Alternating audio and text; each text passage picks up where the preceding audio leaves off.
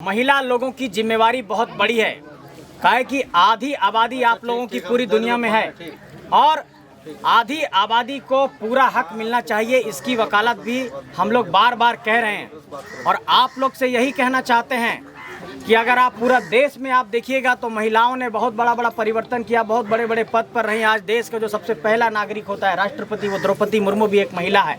इससे पहले प्रतिभा पाटिल भी राष्ट्रपति बनी। इसलिए आप लोग अपने ताकत को कम मत मानिए।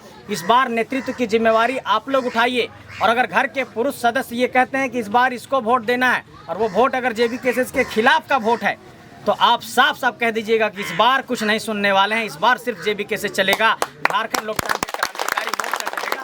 ये बात आप लोगों को समझ दीजिए, क्योंकि भारतीय समाज को लोग समझते हैं कि पुरुष प्रधान समाज है, जे अपन गांव घर के मर्द मुंशी हथु जे कह दल थू ओकरे बात मान लेना है। लेकिन इस बार आप लोग पलट दीजिए पन्ना और कहिए इस बार महिला का मर्जी चलेगा, जो हम लोग कहेंगे वो मानना पड़ेगा। ये बात आप लोग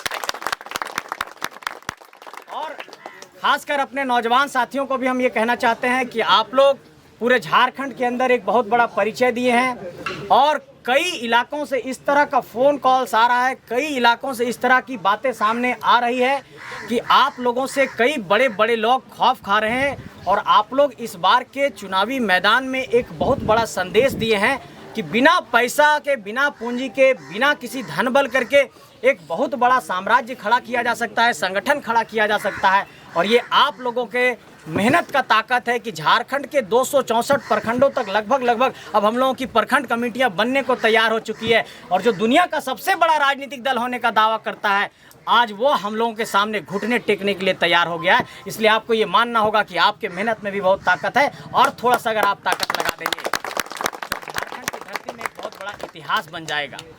क्योंकि कहीं पर ऐसा नहीं हो रहा है कि बिना पैसे की इतनी भीड़ लग रही हो। रात के 10 बजे तक, 11 बजे तक, 12 बजे तक, 1 बजे तक सारे लोग जो है सो परेशान हैं कि आखिर इन लोगों के अंदर क्या जादू है। तो हम ये कहना चाहते हैं कि जब आप ऊपर वाले पर विश्वास करके सच के रास्ते पर चलते हैं और सच और निष्ठा के साथ कोई आप कदम बढ़ाते हैं तो जनता भी उसका आदर और सत्कार करती है। और यही कारण है कि जनता आज असीम प्यार दे रही है और जनता ने पूरे झारखंड के अंदर एक बड़ी उम्मीद के साथ हम लोगों के बीच में देखा है, हम लोगों की तरफ नज़र दौड़ाया है।